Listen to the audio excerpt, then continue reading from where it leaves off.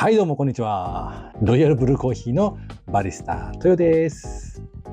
本日コーヒーは飲みましたか？まだ飲んでない方は本日の動画を見てもらうとまた違った感想になるかもしれません。本日の動画も検証動画になります。前に一度コーヒー豆を買うときに焙煎度合いにも気にしてほしいという話をしたんですけども、じゃあ焙煎度合いの違いによって味がどのような風に変化するのか、本日それを可能な限り伝えていきたいと思ってます。焙煎は奥が深いので、今回は触り程度で簡単にできるだけ理解できるように説明していきたいと思います。普段はスーパーとか量販店とか、コストコ高ですね。で、豆を購入している人がたまには違う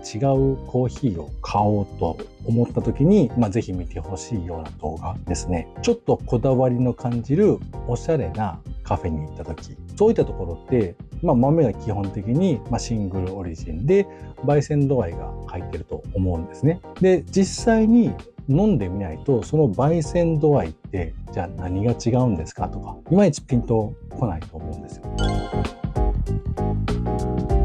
ちょっと別のものに例えると、ステーキを注文した時に焼き加減を聞かれると思うんですよ。で、ステーキの焼き加減ってレア、ミディアム、ウェルダン、この3種類の中から基本的に選んでもらうようなところが多いのかなと思います。で、その中で、自分の好きな好みの、焼き加減を選んで注文すると思います。でも実際にステーキの中でももっと細かく分かれてて、ミディアムレアって聞いたことある人もしかしたら多いかもしれません。で、ミディアムとウェルダンの間、ミディアムウェルっていうのも実はあるんです。これで5段階ですね。で、完全に生の肉のローっていうのも実はあるらしいんですよ。それプラス表面を数秒焼くっていうブルーやブルーレアと呼ばれるのもあります。さらにウェルダンのさらに上、ベリーウェルダンっていうのもあります。でもそんなのって知らなくても美味しくステーキ食べれてますよね。なので焙煎度合いも細かく分かれてますけども、そんなにはっきりとは知らなくてもいいます。浅いか中ぐらいか深入りか、せいぜい、浅入りと中入りの真ん中の、中入りと深入りの真ん中であったりとか、こういう雰囲気で覚えてもらったらいいのかなと思います。ただ実際にどんな名前があるかっていうのはちょっとご紹介したいので、この辺にパンと並べてますのでチラ見してみてください。こんな名前があります。はい、本日用意したのはこの豆です。ダン。ケニアのウォッシュド。ウォッシュドを選んでいるのはやはりクリアな、毎回言いますけどクリアな味になりやすいというか、変な味があまり入ってないので、分かりやすいかなってことでウォッシュドを選びました。はい、ダン。3種類の焙煎度合いを準備しました。でそれぞれの焙煎の、条件に関してはこの辺にじゃあ出しておきますので参考にどうぞ。もし気になる方はストップ、一時停止をしてよく見てください。特にそんなに興味ない方はそのままスルーでいいですよ。で実際じゃあ準備していきたいと思います。はい、実際に引いた豆はこちらです。これが浅入りですかね。1ハゼから1分10秒ですね。だいぶ薄めの茶色ですね。はい、続きまして、これが中入り。1分45秒なんですけども、あまり浅入りと色がちょっと見分けがつきにくいかもしれませんけども、ちょっと濃くなってる感じですかね。で最後に、これが中深入りですね。明らかに焦げ茶色っぽくなってるのがわかると思います。こちらと比べても、はい、ですね。はい。はい、それでは入れていきます。まずは、これが浅いね。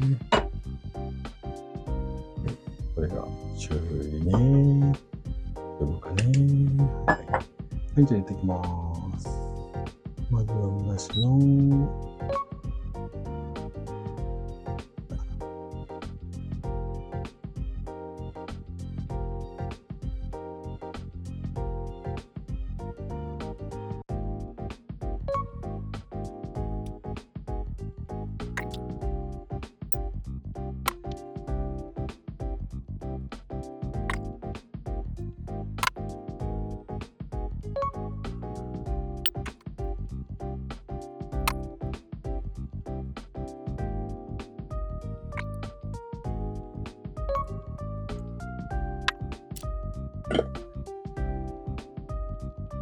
はい、完成です。こっちが浅入り、中入り、中深かな。1分10秒、1分45秒、2分30秒です。ではまず浅入りの方からちょっと。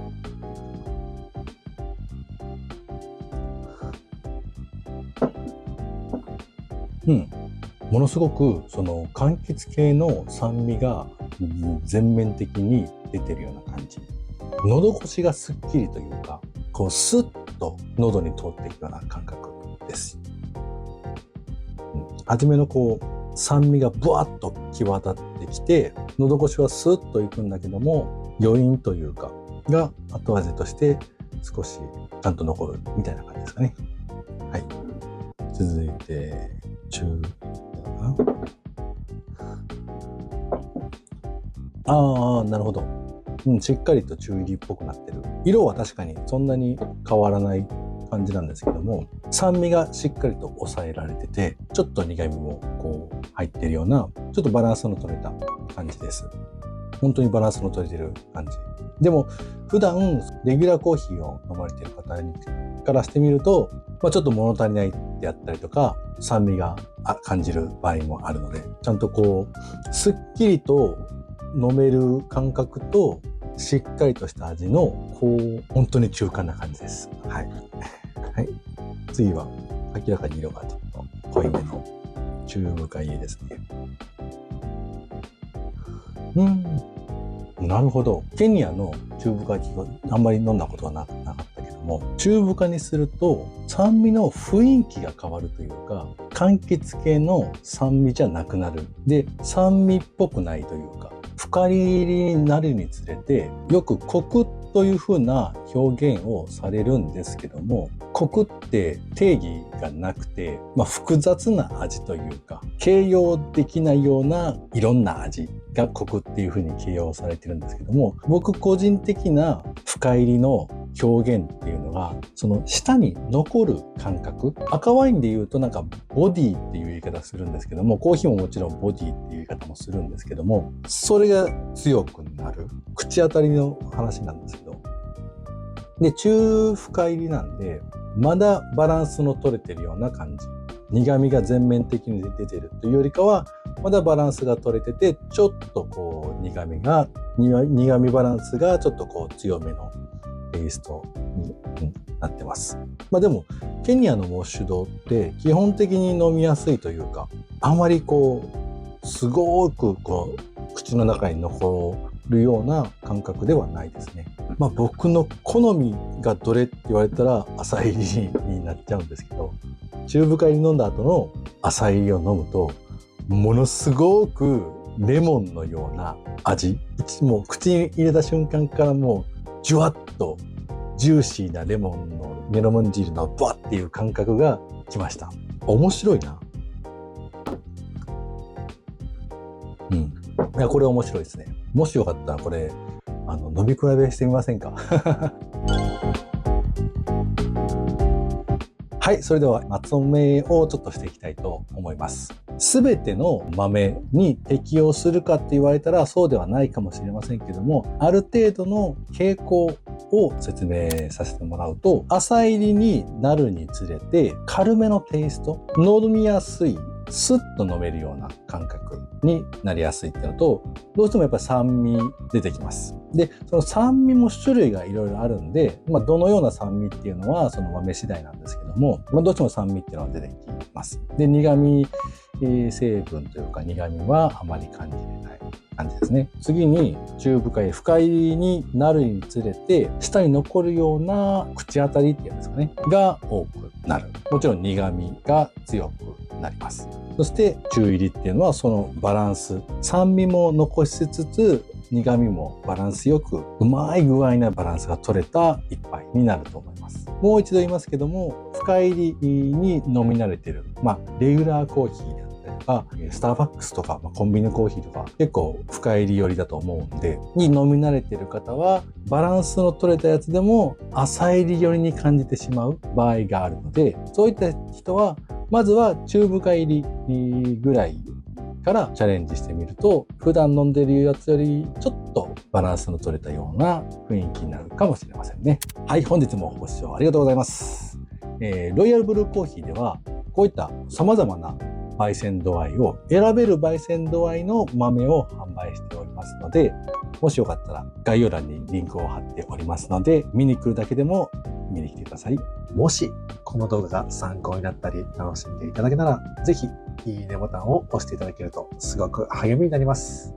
そしてチャンネル登録をしていただけると最新の動画がアップされた時に通知が届くので、見逃さずにチェックしていただけますよ。これからも一緒に美味しいコーヒーを追求していきましょう。ではまた。